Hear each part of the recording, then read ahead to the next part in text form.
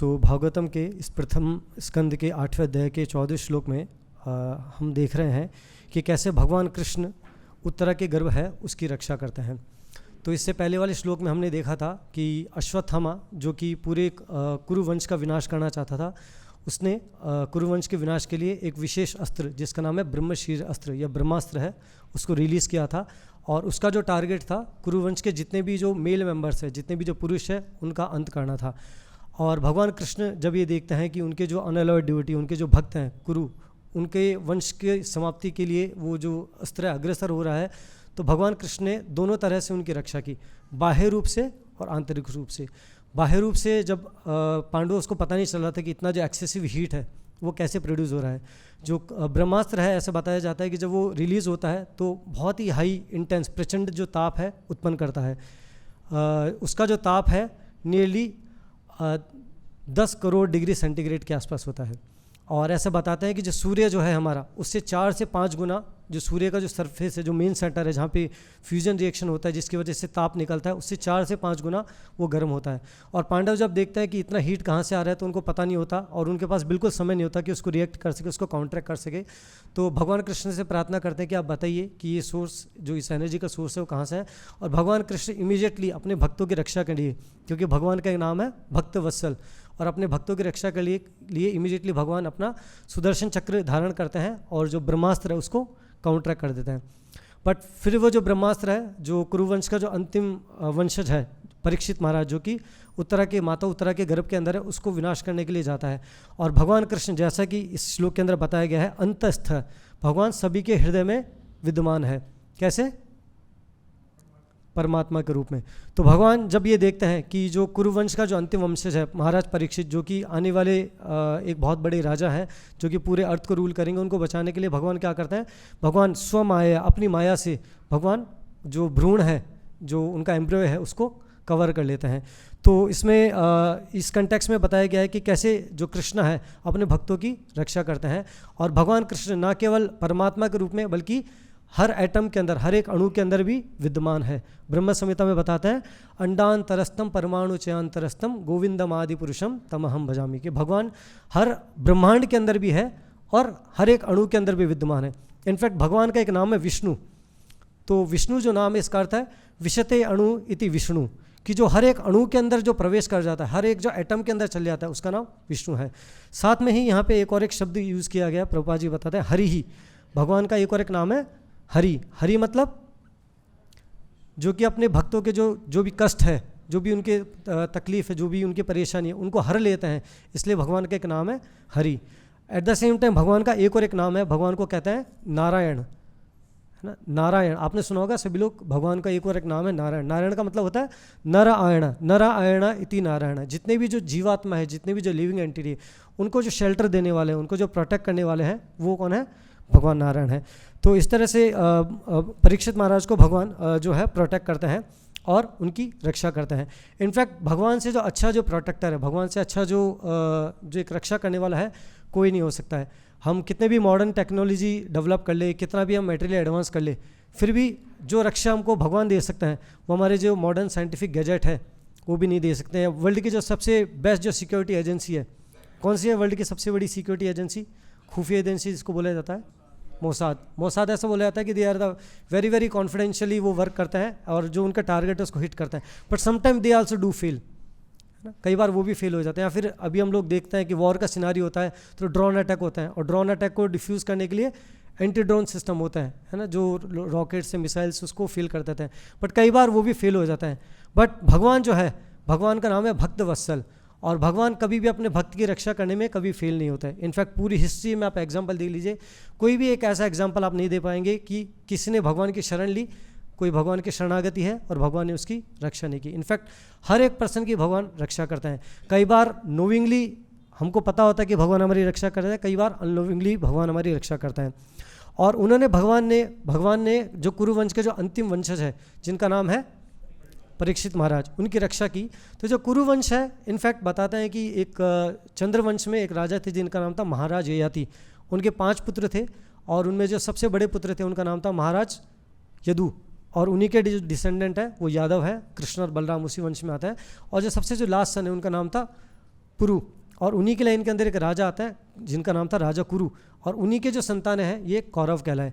जब प्रभुपाद जी परपट के अंदर बता रहे हैं कि जब दोनों पार्टी थी उनके बीच में थोड़ा मनोल मालिन्य हो गया। कई बार होता है ना, फादर हैं या ब्रदर हैं, उनके बीच में थोड़ा सा बहुत नॉर्मल है कि थोड़ा खटपट हो जाती है, और वो बोलते हैं कि ठीक है हम लोग अलग हो जाएंगे, या फिर हम लोग अपना एक अलग वो कर लेते हैं।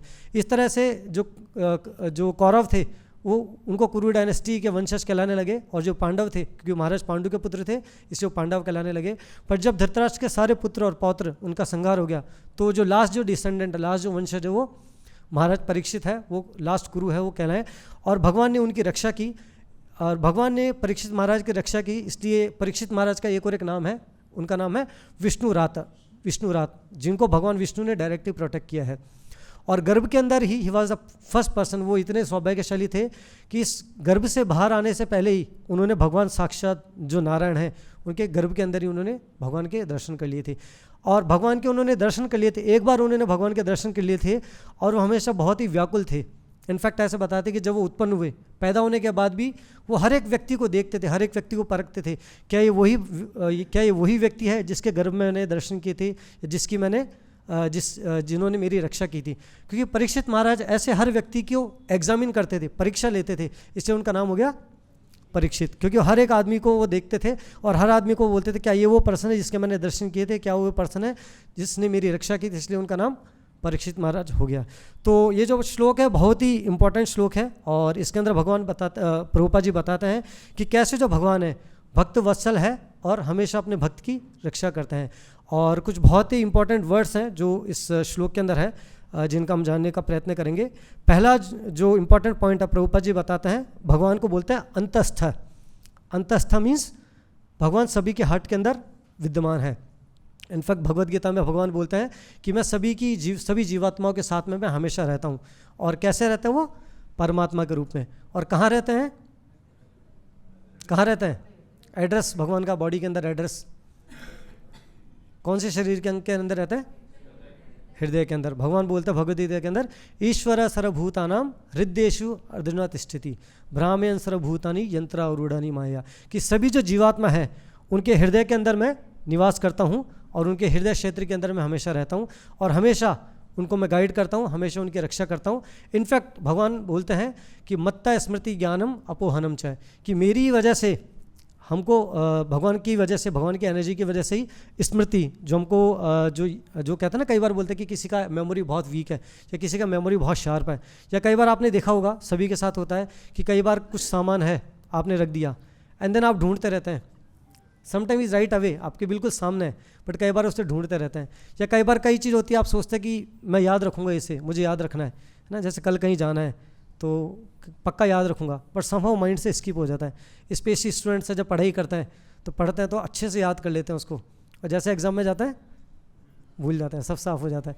तो कैसे ये मेमोरी हमारे अंदर आती है, कैसे ये फॉरगेटफुलनेस आती है, और कैसे हम इल्यूजन के अंदर भी आते हैं, मत्ता स्मृति ज्ञानम, और कैसे हमको नॉलेज आती है, ये सभी आती है परमात्मा के थ्रू। परमात्मा डायरेक्टली हमको गाइड करते हैं, और परमात्मा हमको बताते हैं कि कैसे हम लोग जो हैं उनको हमेशा याद कर सके, कैसे हम भगवान की शरण ले सके। और ना केवल परमात्मा हमको गाइड करते हैं, बल्कि सबके हृदय में विद्यमान रह के वो सबकी रक्षा भी करते हैं, है ना। इनफैक्ट कई बार हो सकता है कि हमारे जो मटेरियल सिस्टम्स है, जो हम मटेरियल जो भौतिक जो हम चीज़ें बनाते हैं, कई बार वो फेल हो जाए और वो हमारी रक्षा ना कर पाए। बट भगवान जो है, भगवान का एक नाम है अच्युता।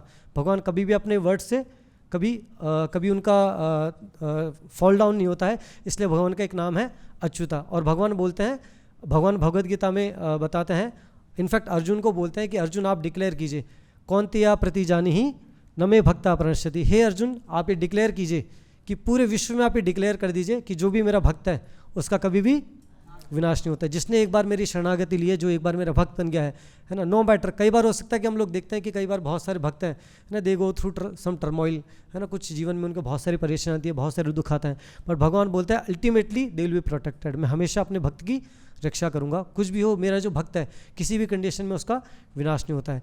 वेर इन हम बेस्ट जो ट्राई कर ले, बेस्ट जो मेथड है वो ट्राई कर ले अपने आप को प्रोटेक्ट करने के लिए, कई बार वो फेल हो जाता है।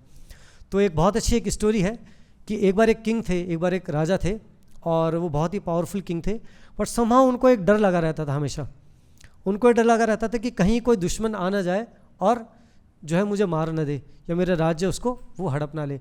तो क्या करते हैं, बहुत सारे अरेंजमेंट करते हैं, बहुत सारी चीज़ें वो रेडी करते हैं, अलग अलग तरह से वो अलग अलग जगह अपने जो सिक्योरिटी गार्ड्स हैं उनको लगाते हैं, और बहुत सारे ऐसे मैकेनिकल अरेंजमेंट करते हैं कि जैसे ही कोई एनिमी आए वैसे ही वो मुझे मारने के लिए, मुझे अटैक करने के लिए, और इमीडिएटली वो ख़त्म हो जाए।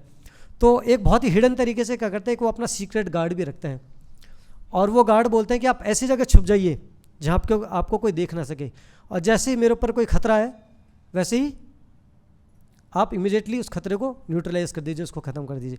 तो एक बार क्या होता है, वो जो गार्ड है राजा के बेड के नीचे छुप जाता है, और उसको लगता है कि जैसे ही कोई खतरा आएगा वैसे ही मैं किंग को प्रोटेक्ट करूँगा।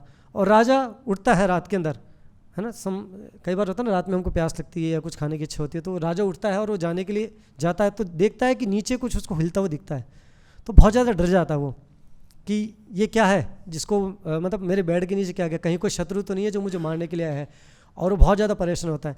और कई बार जब हम डरे हुए होते हैं तो रात में हमको नींद भी नहीं आती, तो पूरी रात वो करवट बदलता रहता है कि अभी क्या होगा, कहीं कोई मेरे ऊपर अटैक ना कर दे, है ना, कौन मुझे बचाएगा, करते करते सुबह हो जाती है, और सुबह जब वो उठ के देखता है तो उसका जो गार्ड होता है वही वहाँ पे छुपा होता है। तो इनफैक्ट जो मेजरमेंट, जो उसने एक उपाय किया था उसकी रक्षा के लिए कि वो रिलैक्स होके सो सके, फ्री होके सो सके, वही उसके दुख का कारण बन गया, वही इसके एंग्जाइटी का कारण हो गया। कुछ समय बाद राजा बोलता है कि ठीक है, अभी मुझे पता है कि आप यहाँ पे रहते हो, तो आप हमेशा अलर्ट रहिए और हमेशा देखते रहिए कि कहीं कोई आना जाए। तो एक बार उसको खबर मिलती है कि कोई दुश्मन देश का एक जासूस है, सीक्रेट एजेंट है, वो आपको मारने के लिए आ रहा है, और राजा बड़ा सतर्क रहता है, बट वो अपने गार्ड को बोलता है कि आप जो है यहाँ पे रहिए और अच्छे से मुझे प्रोटेक्ट कीजिए। बट अनफॉर्चुनेटली उस दिन क्या होता है कि राजा के साथ वो गार्ड भी सो जाता है, और जैसे वो गार्ड सो जाता है, जो स्पाई है वो आता है और राजा को ख़त्म कर देता है। तो इस कथा से हम देखते हैं कि हालांकि हम लोग अपने बेस्ट अरेंजमेंट कर ले और हम ट्राई करें कि हर तरह से हम अपने आप को प्रोटेक्ट कर पाएंगे। इनफैक्ट कई लोग हमारे बिल्कुल पास में है, बिल्कुल क्लोज में है, कई बार ऐसा होता है कि हम ऐसे हेल्पलेस कंडीशन के अंदर होता है कि हमारे जो बिल्कुल जो डियर मोस्ट जो लोग होते हैं, बिल्कुल जो हमारे क्लोज लोग हैं, वो भी हमको प्रोटेक्ट नहीं कर सकते हैं। तो अल्टीमेटली जो प्रोटेक्टर है वो कौन है, वो भगवान है। और यहाँ पे हम देखते हैं कि कैसे भगवान ने प्रोटेक्ट किया ना केवल उत्तरा को बल्कि परीक्षित महाराज को भी। किससे? ब्रह्मास्त्र से, जिसका कोई तोड़ नहीं है। और ऐसा बताते हैं कि ब्रह्मास्त्र एक बार अगर रिलीज होता है तो अपना जो उसका जो टारगेट है उसको डिस्ट्रॉय करता है।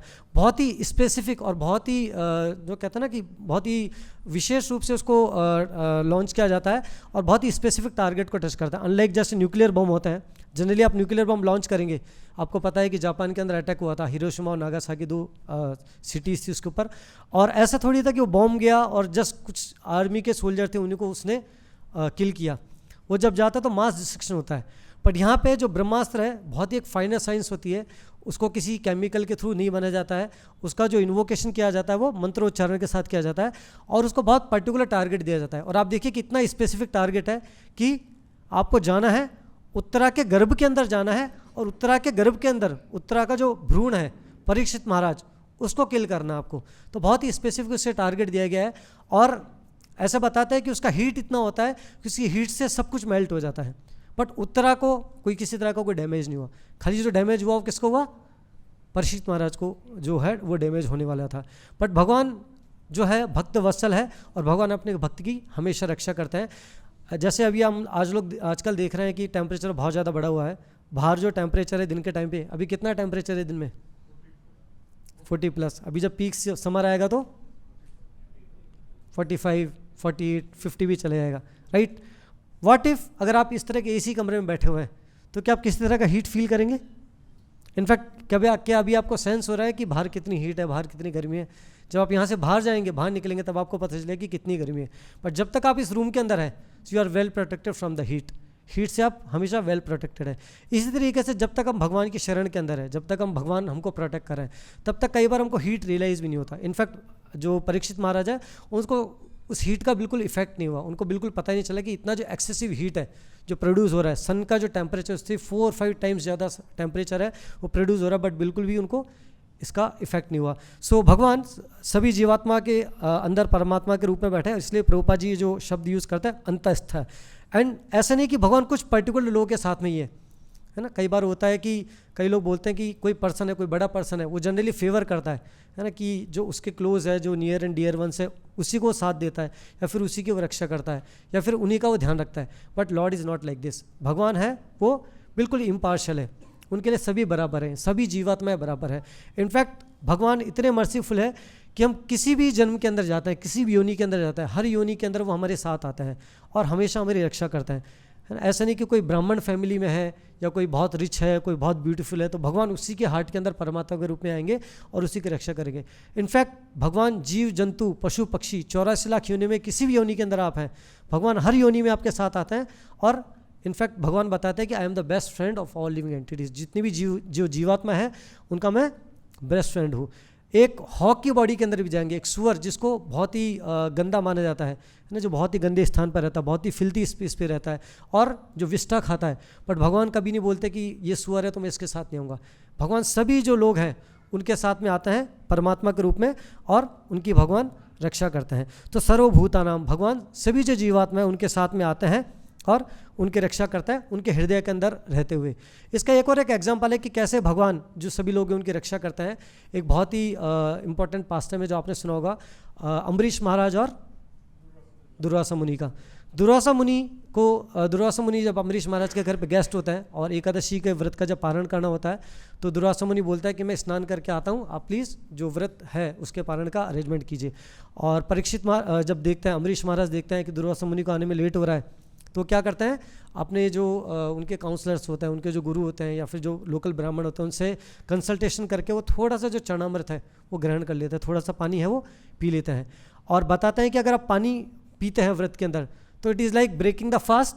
आपने व्रत तोड़ भी लिया और आपने व्रत नहीं भी तोड़ा, क्योंकि आपने कुछ खाया नहीं है बट आपने जल ग्रहण कर लिया। और जब दुर्वासा मुनि को पता चलता है कि मुझे बिना फीड किए इन्होंने जो व्रत तोड़ लिया है, तो बहुत गुस्सा होता है और इमीडिएटली वहाँ पे आते हैं और परीक्षित महाराज को पनिश करना चाहते हैं। और एक बहुत जो फियरसम जो एक डीमन है उसको वो इन्वोक करते हैं और जैसे ही उसको इन्वोक करते हैं और वो जो डीमन है वो परीक्षित महाराज को किल करने के लिए जाता है। और परीक्षित महाराज जब देखते हैं कि ये जो डीमन है वो उनको किल करने के लिए आ रहा है, तो परीक्षित महाराज कौन सा वेपन निकालता है? हरे कृष्णा कृष्ण कृष्ण हरे हरे, हरे राम राम राम हरे। परीक्षित महाराज क्या करता है? Simply is dependent on the Lord. वो हमेशा भगवान के ऊपर डिपेंडेंट है और इनफैक्ट वो काउंटरैक्ट करने के लिए प्रयास नहीं करते हैं कि कैसे मैं इसको काउंटरैक्ट करूँ, वो जस्ट भगवान से प्रे करते हैं। एंड देन इमीडिएटली भगवान का जो दिव्य अस्त्र है सुदर्शन चक्र वो प्रकट होता है और ना केवल उस जो राक्षस है उसका संहार करता है, बल्कि दुर्वासा मुनि है उसको भी चेस करने लग जाता है। और फाइनली जो दुर्वासा मुनि पूरे ब्रह्मांड में रक्षा के लिए भागते हैं, वो ब्रह्मा जी के पास जाता है, ब्रह्मा जी मना कर देते हैं, शिव जी के पास जाता है, शिव जी मना कर देते हैं, इनफैक्ट विष्णु जी के पास जाते हैं और विष्णु जी बोलते हैं कि one I can not control this Sudarshan chakra because I am also under my devotees. मैं भी अपने जो भक्त है मैं उनके पराधीन, अहम भक्तम पराधीनम, मैं अपने भक्ति के कंट्रोल के अंदर हूँ। तो आपने मेरे भक्त को ऑफेंड किया है, अगर आपको कोई क्षमा कर सकता है तो कौन क्षमा कर सकता है?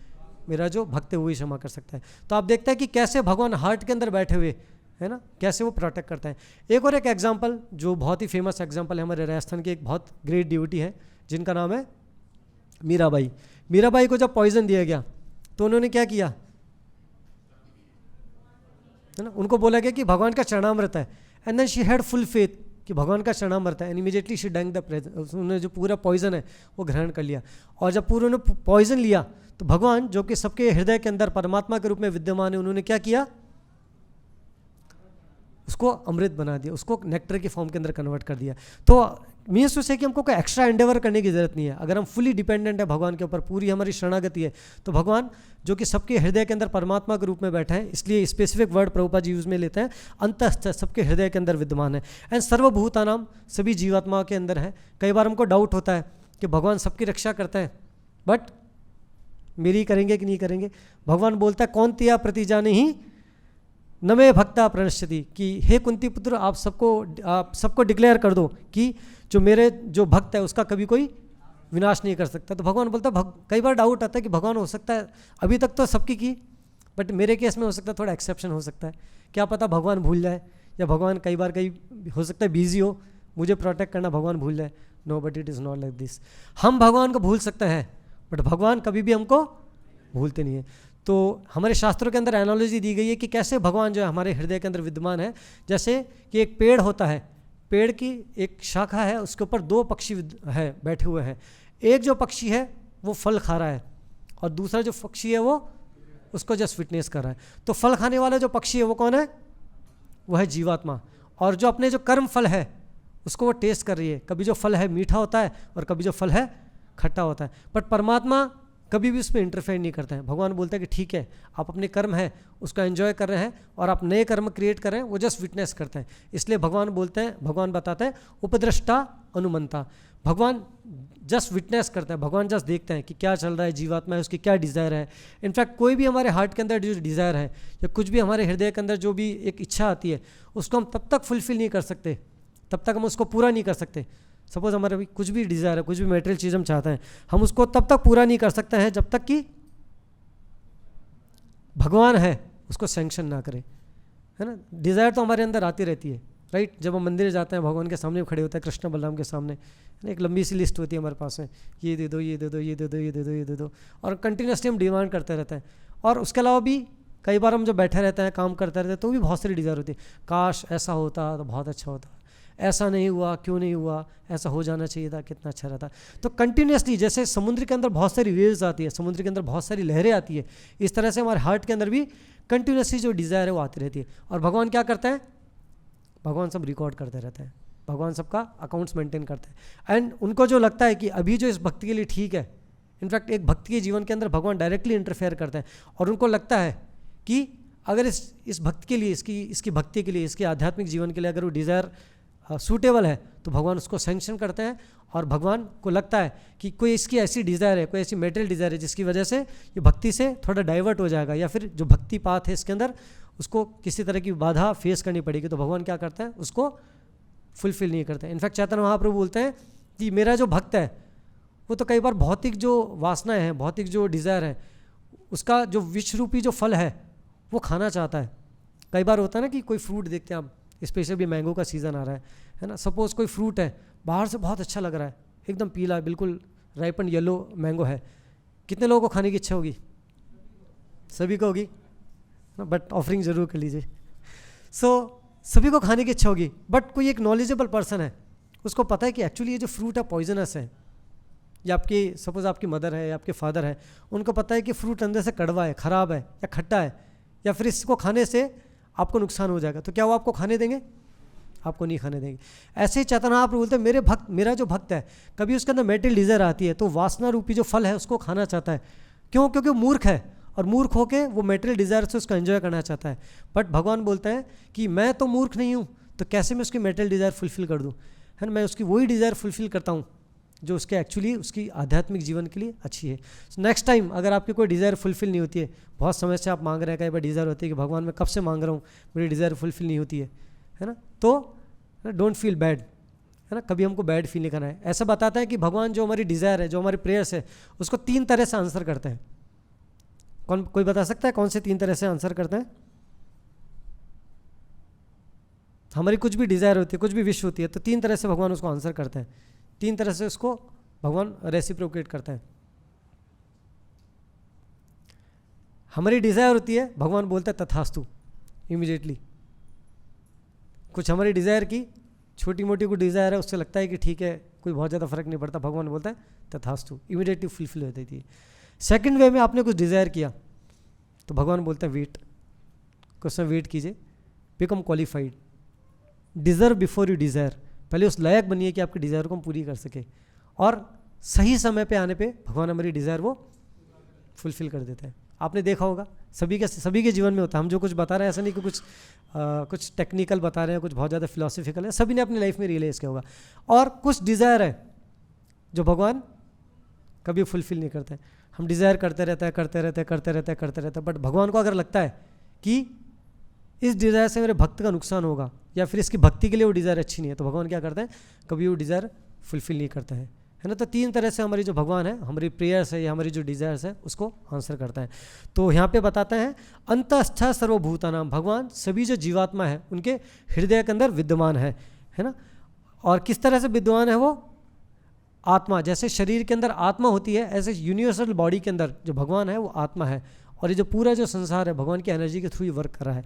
और भगवान ने उनका स्पेसिफिक नाम बताया योगेश्वरो, योग ईश्वरा, the one who is very very expert in yoga. जो सुप्रीम जो योगेश्वर है, जो सुप्रीम जो मिस्टिक है, वो कौन है? भगवान कृष्ण। भगवान कृष्ण का एक नाम है, वो क्या है? योगेश्वर। तो भगवान कृष्ण ने बहुत सारी ऐसी लीलाएं की हैं जिससे हमको पता चलता है कि उनसे बड़ा जो योगी है, या उनसे बड़ा जो कई लोग कहते हैं ना डीमंस होते हैं, या कई बार लोग कहते हैं भगवान बहुत छलीय है, भगवान माया से सबको कवर कर देता है। जो नेक्स्ट वर्ड है इसमें वो है स्वमाया। नेक्स्ट पॉइंट जो प्रभुपाद जी बताते हैं कि अपनी माया से कवर कर देते हैं।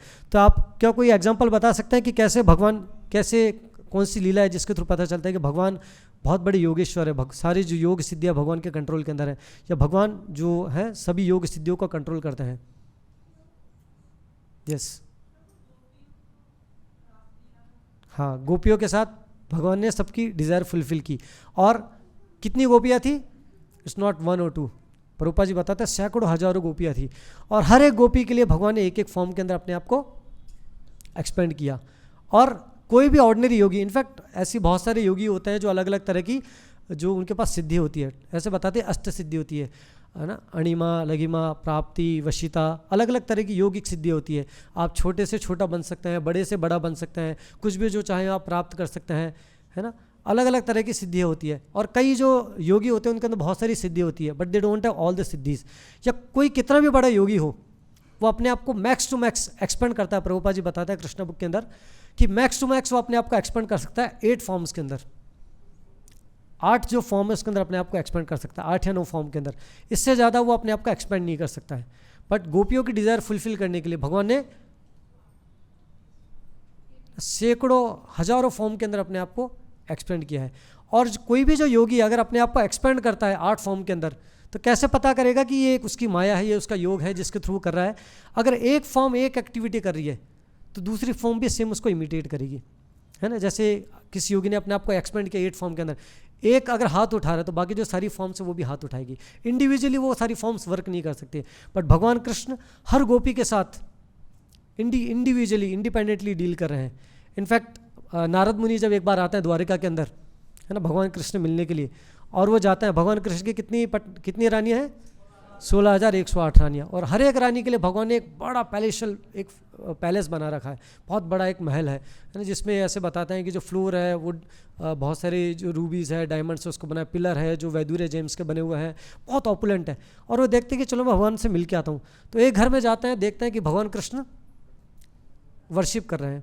दूसरे घर में जाते हैं तो देखते हैं कि भगवान कृष्ण भोजन कर रहे हैं। तीसरे घर में जाते हैं तो देखते हैं कि भगवान कृष्ण अपने मंत्री के साथ वॉक कर रहे हैं। चौथे घर में आते हैं तो देखते हैं भगवान कृष्ण अपने बच्चों के साथ खेल रहे हैं। पांचवें घर में जाते हैं तो देखते हैं कि भगवान कृष्ण अपने बेटे का विवाह करवा रहे हैं। छठे घर में जाते हैं तो देखते हैं कि भगवान कृष्ण, है ना, कुछ अध्ययन कर रहे हैं। सातवें घर में आते हैं तो देखते हैं कि भगवान कृष्ण मेडिटेट कर रहे हैं। तो हालांकि भगवान ने अपने आप को एक्सपेंड किया है अलग अलग फॉर्म के अंदर, बट ऐसा नहीं कि कोई एक फॉर्म है वो एक फॉर्म में एक एक्टिविटी कर रहा है तो दूसरी फॉर्म भी वही एक्टिविटी कर रहा है। भगवान ने ना केवल अपने आप को एक्सपेंड किया, बल्कि हर एक जो फॉर्म है इंडिविजुअली और इंडिपेंडेंटली एक्ट करी है। तो ये प्रूफ होता है कि भगवान से बड़ा जो योगेश्वर है वो कोई नहीं है, है ना। और आप एक और एक एग्जाम्पल है कि जैसे मदर यशोदा को भगवान कृष्ण अपना विराट स्वरूप दिखाता है। मदर यशोदा को जब ग्वाल बाल कंप्लेंट करता है कि भगवान कृष्ण ने मिट्टी खाई है, तो मदर यशोदा बोलती है कि आपके जो सारे फ्रेंड हैं वो आपको वो कंप्लेंट कर रहे हैं, इवन आपका जो बड़ा भाई है बलराम वो भी कंप्लेंट कर रहे हैं। तो भगवान कृष्ण बोलता है नहीं माता, एक्चुअली ये तो सब ऐसे ही मुझे डांट पड़वाना चाहते हैं इसलिए मुझे कंप्लेंट कर रहे हैं। तो बोलता बलराम ये तो आपका भाई है, ये क्यों कंप्लेंट करेगा? बोले नहीं, आज सुबह हम दोनों की थोड़ी खटपट हो गई, कई बार ना भाइयों में लड़ाई हो गई, तो ये मुझे डांट पड़वाना चाहते हैं इसलिए एक फॉल्स कंप्लेंट कर रहे हैं। तो मदर यशोदा तो बोलती है कि ठीक है ऐसा है, ठीक है एक बार अपना मुँह खोल के दिखाओ। अगर आप बिल्कुल सही है तो पता चल जाएगा। अभी भगवान कृष्ण अपना मुँह खोल के दिखाते हैं और दिखाते हैं कि लाखों करोड़ों जो ब्रह्मांड है वो भगवान के मुख के अंदर है।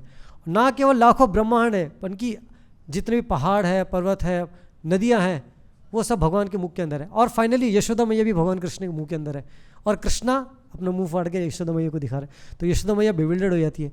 यशोदा मैया बोलती है कि मे भी मेरा भ्रम है। यशोदा मैया बोलते हैं ठीक है नेक्स्ट टाइम मत करना, ठीक है जाओ डिस्पेंड। सो ऐसी जो लीला है वो कौन कर सकता है?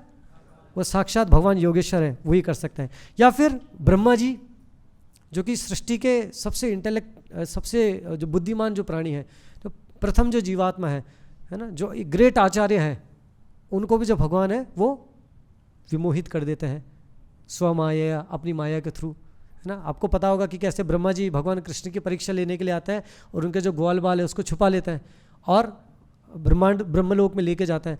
और 1 साल बाद जब वो आते हैं, वो देखते हैं कि चलो अब तो भगवान कृष्ण बड़े परेशान हो रहे होंगे, ये गोपियाँ है बड़ी परेशानी होगी, जो गाय हैं बड़ी परेशान होगी। नीचे आके वो देखते हैं कि जितनी जो गोपियाँ हैं, जितने जो ग्वाल बाल जो उन्होंने चुराए थे वो मेरी वैसे ही खेल रहे हैं, जितने भी गाय हैं वो खेल रही है, जितने भी ग्वाल हैं बाल हैं बछड़े हैं वो खेल रहे हैं। तो बड़े परेशान हो जाते हैं कि ये कैसे हो गया। और फिर भगवान क्या करते हैं कि इमीडिएटली जितने भी जो ग्वाल बाल हैं और जितने भी जो काउज है काफ से उसमें से अपना 400 नारायण का फॉर्म प्रकट करते हैं। और वो बड़े बिल्डर हो जाते हैं। मुझे तो लगा था कि मेरे तो स्वामी विष्णु हैं और वो एक ही है, बट ये इतने सारे विष्णु कैसे आ गए। एंड देन ब्रह्मा जी को समहाउ बहुत प्राउड होता है कि मैं बहुत पावरफुल हूँ, मैं बहुत बड़ा हूँ, है ना। एक्चुअली भगवान की एक लीला होती है, भगवान की एक माया होती है। ब्रह्मा जी को रियलाइज़ करने के लिए कि ना केवल आप ब्रह्मा है, बल्कि आपके जैसे अनंत कोटि ब्रह्मांड है और अनंत कोटि ब्रह्मांड में अनंत कोटि ब्रह्मा है। वो अलग अलग ब्रह्मांड के ब्रह्मा को बुलाते हैं और ऐसा बताते हैं कि हमारे जो ब्रह्मा जी है उनके 4 मुख हैं, उनके चतुर्मुखी ब्रह्मा बोलते हैं। और जो बाकी जो ब्रह्मा जी आते हैं, है ना, किसी ब्रह्मा जी के 10 मुख होते हैं, किसी के 20 मुख होते हैं, किसी के 100 मुख होते हैं, किसी के 1000 मुख होते हैं। और ब्रह्मा जी कंप्लीटली बिगड़ हो जाते हैं। तो ये क्या है, ये भगवान की योग माया है। भगवान अपनी योग माया के थ्रू भगवान जो ब्रह्मा जी है उसी को भी बिविलड कर देते हैं। और जब भगवान फ्लूट बजाता है, इनफैक्ट एक गोपी एक दूसरी गोपी से कन्वर्सेशन करती है, वार्तालाप करती है और बताती हैं कि अगर आपको अपने परिवार से प्रेम है, अगर आप अपने कुटुंब से थोड़ा सा भी प्रेम है, तो कभी भी आपको यमुना के किनारे पे नहीं जाना है, यमुना के उस किनारे पे नहीं जाना है। और कभी गलती से अगर आप चली भी जाती है उधर, तो कभी भी आप केसी घाट पे मत जाना। और गलती से सपोज आपको केसी घाट पे जाना पड़ जाए, तो वहाँ पे एक पेड़ है जिसका नाम है वंशीवट, उस वंशीवट की तरफ कभी भूल के मत जाना। और सपोज अगर आप चली भी गए उधर, तो वहाँ पे एक लड़का है, वो क्या करता है, वो अपनी त्रिभंगी मुद्रा के अंदर फ्लूट बजाता है। कभी उसको देख मत लेना आप।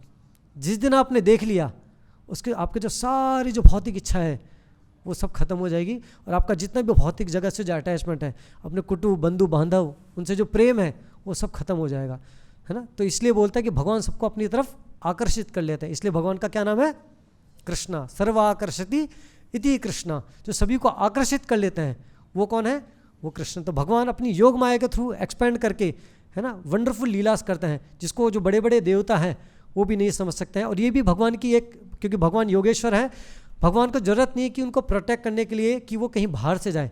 जैसे मैंने आपको बताया कि भगवान दोनों तरह से प्रोटेक्ट करता है, अंतर बहिरवस्थितम, भगवान अंदर भी है और बाहर भी है ना। हम डेली नरसिम्हा आरती गाते हैं और नरसिम्हा आरती में क्या बोलते हैं, इतो नरसिम्हा परतो नरसिम्हा।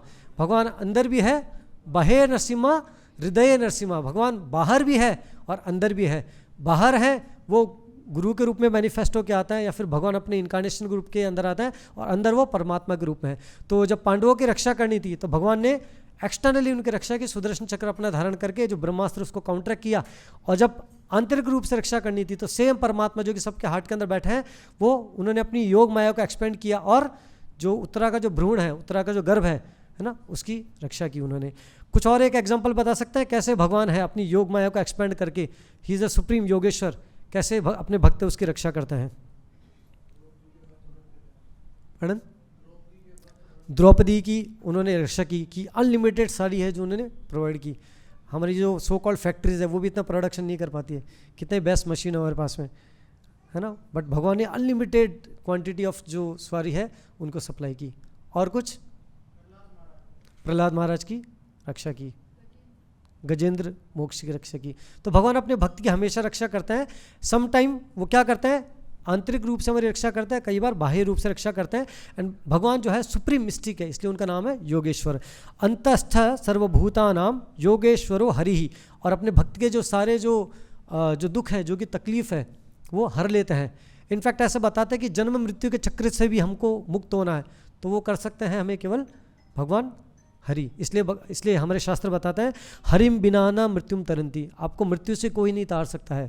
मुक्ति प्रदाता सर्वेशम विष्णु एव ही न संशयम। अगर आपको जन्म मृत्यु जरा व्याधि के चक्र से बाहर निकलना है तो कौन निकाल सकता है आपको, केवल भगवान हरि कृष्ण मुकुंद ही आपको निकाल सकता है।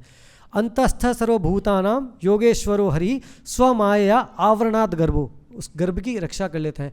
एक और एक जो एग्जाम्पल हम बता रहे थे, आपने सभी ने महाभारत पढ़ी होगी, महाभारत का एपिसोड देखा होगा कि कैसे जो भगवान है ना केवल अपनी माया को एक्सपेंड करता है, बट कई बार उनकी जो बातें हैं इतने अट्रैक्टिव होती है कि कई बार वो बातों में लेके कहीं समटाइम्स ऐसे ना कि आप मंदिर जाएंगे या उनसे बात करेंगे तो आपका ना आपकी मति फिरा देंगे, है ना, they will brain wash you. So actually Bhagwan he knows is great also, great art also, बहुत सिंपल वे में ही सो कैप्चरिंग। आपसे जब बात करेंगे और sometimes he will talk with someone और उसका जो माइंड है उसको भी बिविल्डर कर देता है ना। एक बहुत अच्छा एक इंसिडेंट है महाभारत के अंदर, जब महाभारत वॉर खत्म होने वाली होती है, मोस्ट ऑफ द कौरव है जब मर जाता है ना, तो गांधारी जब देखती है कि उसके जो सारे बेटे मर गए हैं और खाली एक जो बेटा है वो जीवित है, क्या नाम है, दुर्योधन, तो उसको लगता है कि मैं अपने बेटों को मैं प्रोटेक्ट करूंगी।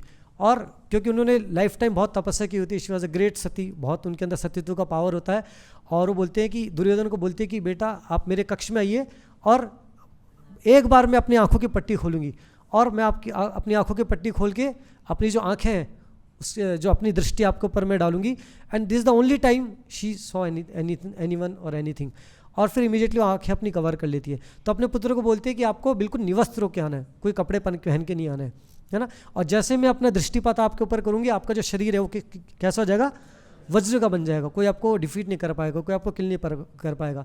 तो दुर्योधन को बहुत कॉन्फिडेंट फील होता है कि मदर अपना पूरे जो सतीत्व का पावर है वो मुझे दे रही है, और वो जाता है बिना वस्त्र के जाता है, और भगवान Krishna because he is Yogeshwar है ना, ही नोज एवरीथिंग, सबके हृदय के अंदर बैठा है और उनको पता है कि अगर इनको ऐसा बूंद मिल गया तो इनको कोई डिफीट नहीं कर पाएगा। और जो भीमसेन ने जो प्रतिज्ञा ली है कि इसकी जंगा को मुझे तोड़ना है, क्योंकि उन्होंने धृष्टता की थी, अपनी जंगा है भरी सभा में दिखाई थी, जो द्रौपदी है उनको इंसल्ट किया था, तो भगवान चाहते थे कि इसका विनाश हो, तो उसके लिए क्या करते हैं, उसकी जंगा का टूटना बहुत जरूरी है। तो वो जाते हैं तो साथ में भगवान कृष्ण मिल जाता है, बोलते हैं कहाँ, ऐसी अवस्था में कहाँ जा रहे हो इतनी रात को, बोले माता के कक्ष में जा रहा हूँ। तो बोले माता के कक्ष में, कोई अपनी माता के पास ऐसे जाता है क्या, तो बोलता है नहीं, माता ने बोला है कि ऐसा क्या है जो मैंने देखा नहीं, आपका तो हर रंग मैंने देखा हुआ है, आप तो मेरे बेटे हैं। तो बोलता है ठीक है माता तो बोल सकती है बट तुम्हारे अंदर भी तो कॉमन सेंस होना चाहिए थोड़ा। तो भगवान बड़ी मीठी मीठी चुपड़ी चुपड़ी बातें करते हैं, बोलते हैं एटलीस्ट एक लोअर पार्ट जो अपने कवर करके जाइए।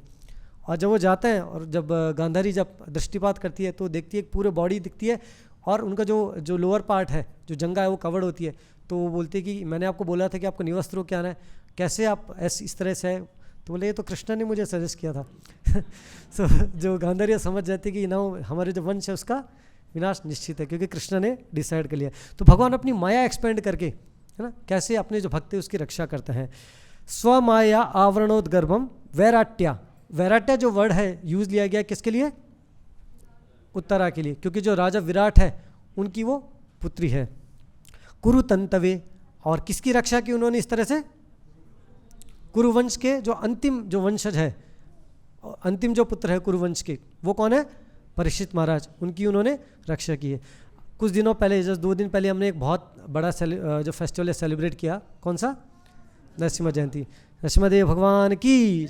नरसिम्हा देव को आप सभी को पता है कि नरसिम्हा देव जो है उनको बोलते हैं भक्त वत्सल, और उनको बोलते हैं विघ्न विनाशक। भक्त के जीवन में जो भी विघ्न आता है उनकी भगवान रक्षा करता है और हमेशा अपने भक्त के लिए को हमेशा प्रोटेक्ट करता है। तो कुछ एक बहुत ही वंडरफुल लीला है जो मैं आपके साथ शेयर करना चाह रहा था कि कैसे जो भगवान है अपने भक्त की रक्षा करता है। एक्सटर्नली तो रक्षा करते ही हैं बट इंटरनली वो कैसे अपने भक्त की रक्षा करते हैं। आप सभी को पता है कि उनके जो पिताजी थे हिरण्यकश्यपु, अपने बेटों को मारना चाहते थे और उन्हें हर पॉसिबल जो वे है वो ट्राई कर लिया था अपने बेटों को मारने के लिए। क्या आप में से कुछ लोग बता पाएंगे क्या क्या उन्होंने वेज एंड मीन्स काम में लिए थे? यस, कैसे मारने की कोशिश की प्रहलाद महाराज को? पहाड़ से नीचे गिरा दिया, और सांप से कटवाने की कोशिश की, हाथी के नीचे क्रश करने की कोशिश की, गरम तेल में डाल दिया, होलिका उनको आग में लेके बैठ गई, गरम खंबे से उनको बोला कि आप उनसे स्टिक हो जाइए, चिपक जाइए, और जहर दिया गया, और सांपों से। चलिए अच्छा, आप सभी लोगों ने नरसिम्हा लीला अच्छे से पढ़ी है, वेरी नाइस।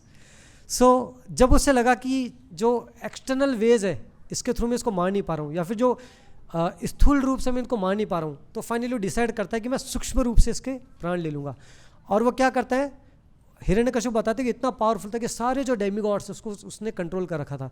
जितने भी जो पंच महाभूत है ना, भूमि, अग्नि, वायु, नभ, पृथ्वी, सबका उसके ऊपर कंट्रोल था। तो वायुदेव को बुलाता है और वायुदेव को बोलते हैं कि आप है जो मुख्य प्राण है। इनफैक्ट वो उसको रिक्वेस्ट नहीं करते, उसको कमांड करते, उसको ऑर्डर देते हैं। और जो देवता है वो भी इनसे थर थर काँपते हैं क्योंकि वो इतने पावरफुल थे।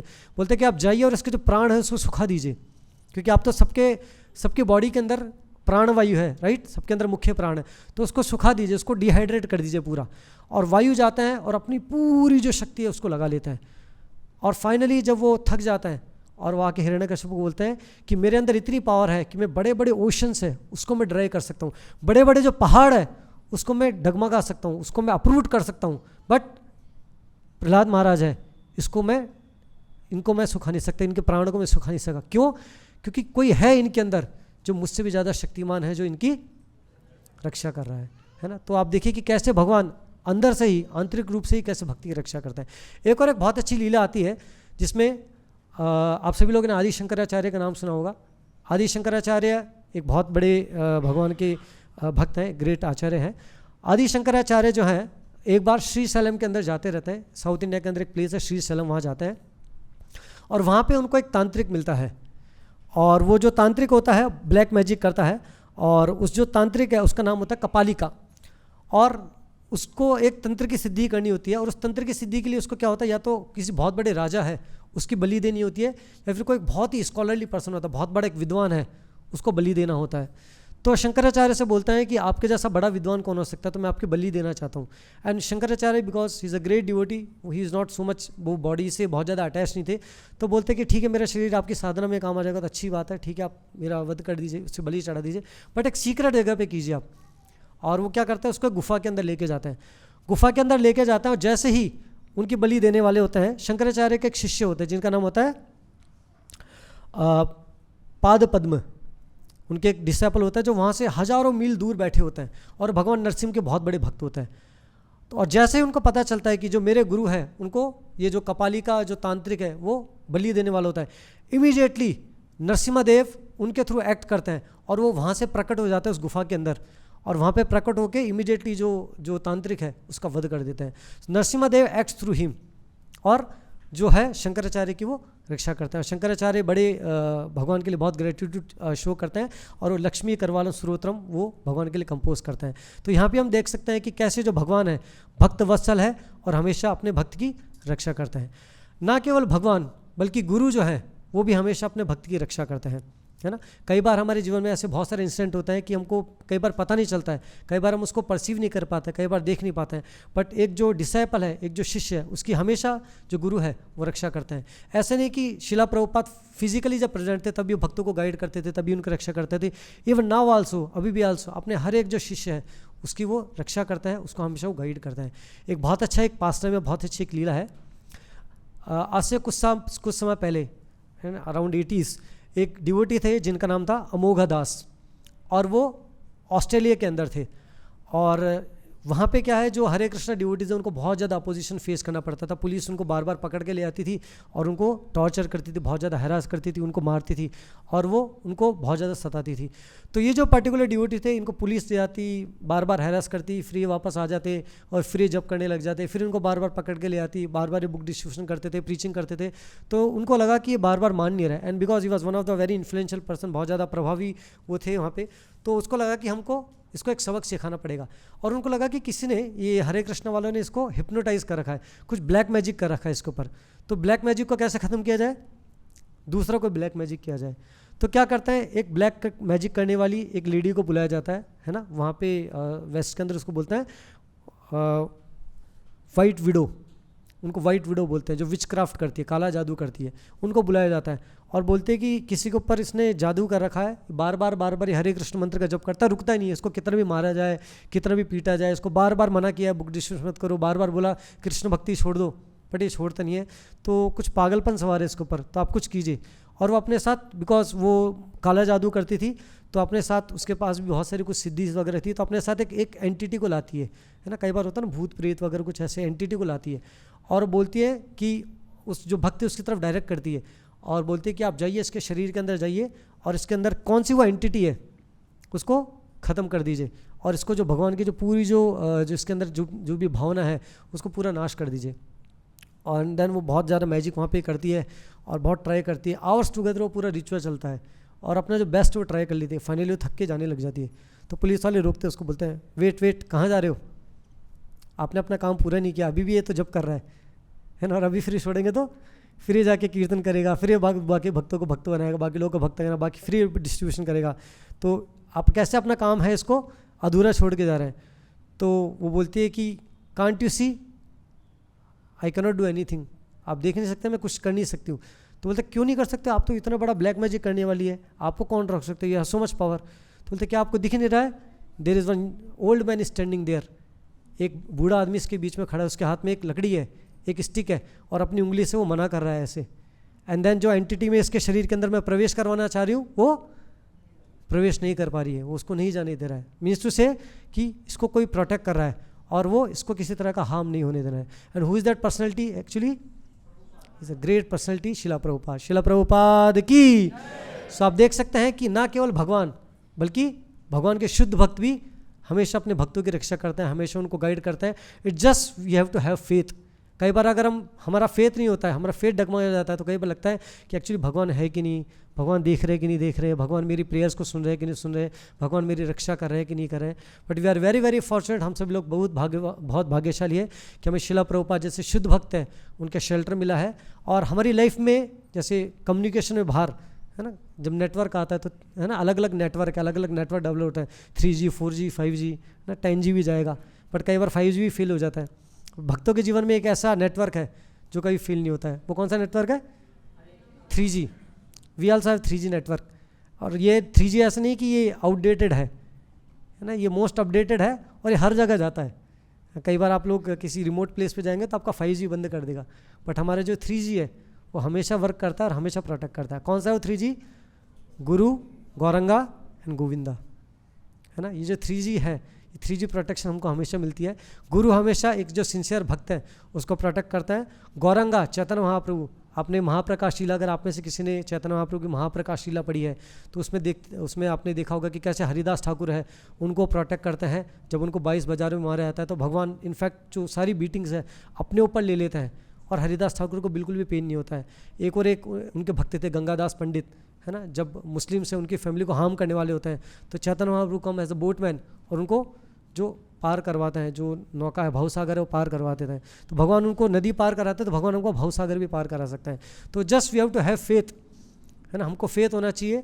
गुरु, गौरंगा और गोविंद, इन तीनों के ऊपर हमको फेथ है तो डेफिनेटली विल बी प्रोटेक्टर, और भगवान है हमेशा हमारी रक्षा करेंगे, है ना, अंदर से भी और बाहर से भी, हर तरफ से वो हमारी रक्षा करेंगे। From each direction he will protect us. तो मैं यहीं पर अपनी वाणी को विराम देना चाहूँगा। अगर आपके कुछ डाउट है, कुछ प्रश्न आप पूछना चाहें तो मोस्ट वेलकम।